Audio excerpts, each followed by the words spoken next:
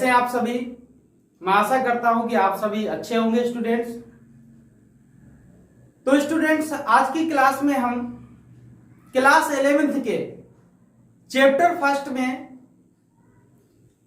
एक महत्वपूर्ण टॉपिक रासायनिक संयोग के नियम, लॉ ऑफ केमिकल कॉम्बिनेशन को पढ़ेंगे।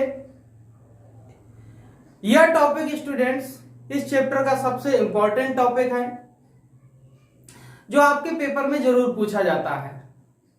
तो जो भी स्टूडेंट्स आज की क्लास में जुड़े हुए हैं वो नोटबुक लेकर जरूर बैठें और जो भी महत्वपूर्ण पॉइंट्स आपको मिले उनको नोट भी करते जाएं ताकि इस क्लास का बेहतर परिणाम आपको मिल सके। ओके स्टूडेंट्स, तो स्टार्ट करते हैं लॉ ऑफ केमिकल कॉम्बिनेशन, रासायनिक संयोग के नियम। तो स्टूडेंट्स, रासायनिक संयोग के नियम क्या होते हैं, किन्हें कहते हैं रासायनिक संयोग के नियम। तो स्टूडेंट्स, 19वीं शताब्दी में वैज्ञानिकों ने जब रासायनिक अपक्रियाओं पर ढेर सारे प्रयोग किए, बहुत ज्यादा उनका गहन अध्ययन किया, तो उन्हें यह ज्ञात हुआ कि जो भी हमारी रासायनिक अपक्रियाएं हैं वो जब संपन्न होती हैं तो वो कुछ निश्चित नियमों का पालन करती हैं। यानी कि रासायनिक अपक्रियाएं कुछ नियमों की सहायता से ही संपन्न होती हैं और रासायनिक अपक्रियाओं के इन्हीं नियमों को रासायनिक संयोग के नियम कहते हैं। ओके स्टूडेंट, तो रासायनिक अभिक्रियाएं कुछ निश्चित नियमों के आधार पर ही संपन्न होती हैं। इन्हीं नियमों को रासायनिक संयोग के नियम कहते हैं। ओके स्टूडेंट, तो रासायनिक संयोग के कितने नियम हैं, कौन कौन से नियम हैं, देखते हैं। तो स्टूडेंट्स, रासायनिक संयोग के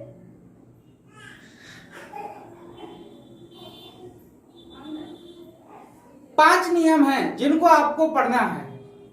सबसे पहला नियम है द्रव्यमान संरक्षण का नियम, दूसरा है स्थिर अनुपात का नियम, तीसरा है गुणित अनुपात का नियम, चौथा है व्युत्क्रम अनुपात का नियम और पांचवा है गैलुसाक का नियम।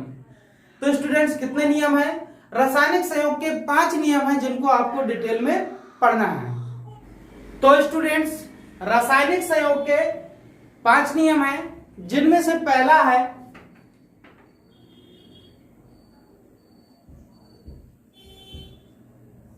द्रव्यमान संरक्षण का नियम।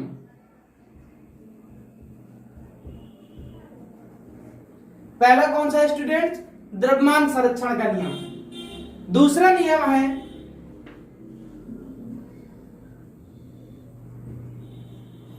स्थिर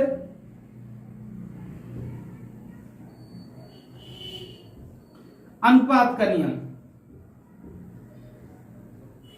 तीसरा नियम है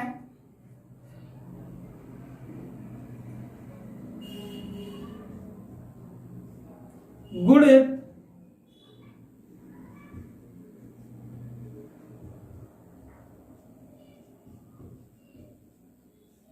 अनुपात का नियम।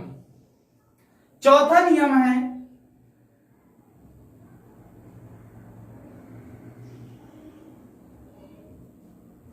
व्युत्क्रम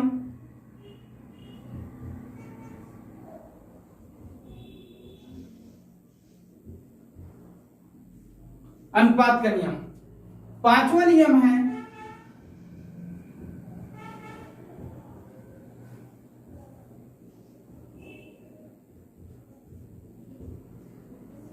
गैलुसाक का नियम। तो स्टूडेंट्स, रासायनिक संयोग के ये 5 नियम हैं। पहला है आपका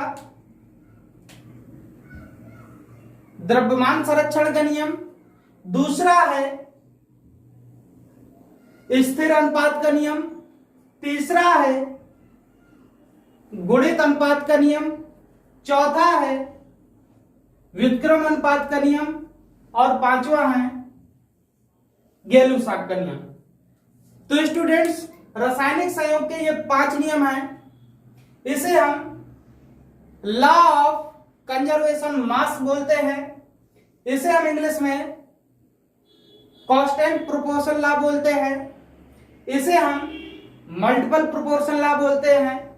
इसे रेसिप्रोकल प्रोपोर्शन लॉ बोलते हैं और इसे गेलुसाक लॉ कहते हैं। ओके स्टूडेंट्स, तो अब हम इन नियमों को इस क्लास में संक्षेप में पढ़ेंगे और अगले पार्ट में इन नियमों को एक एक करके बड़ी ही डिटेल में समझेंगे। ओके स्टूडेंट्स, तो द्रव्यमान संरक्षण का नियम जो है यह सन 1774 में दिया गया। कब दिया गया स्टूडेंट? सन 1774 में दिया गया। और यह नियम दिया स्टूडेंट्स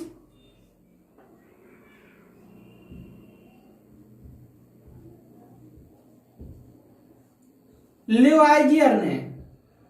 कौन से साइंटिस्ट ने दिया? लिवाइजियर ने। तो द्रव्यमान संरक्षण का जो नियम है यह 1774 में दिया गया और लिवाइजियर नामक साइंटिस्ट ने दिया। स्थिर अनुपात का नियम जो है यह सन 1799 में दिया गया। कब दिया गया? सन 1799 में। और प्राउस्ट ने दिया था इसे।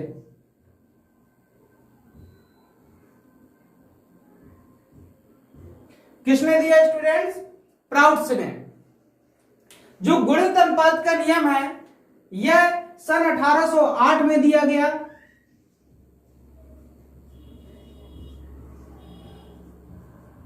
और इस नियम को स्टूडेंट्स डाल्टन ने दिया था।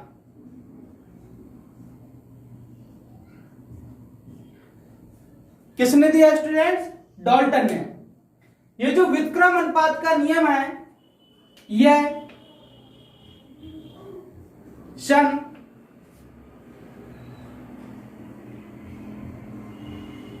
1792 में दिया गया। और इस नियम को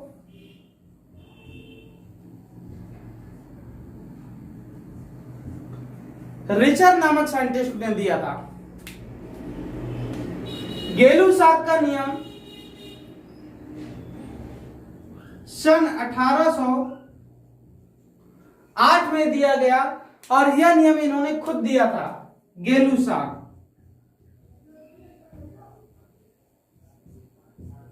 ओके स्टूडेंट्स, तो रासायनिक संयोग के ये 5 नियम हैं। पहला आपका द्रव्यमान संरक्षण का नियम, दूसरा स्थिर अनुपात का नियम, तीसरा गुणित अनुपात का, चौथा व्युत्क्रम अनुपात का और पांचवा गेलुसाक का, जिनको हमें पढ़ना है।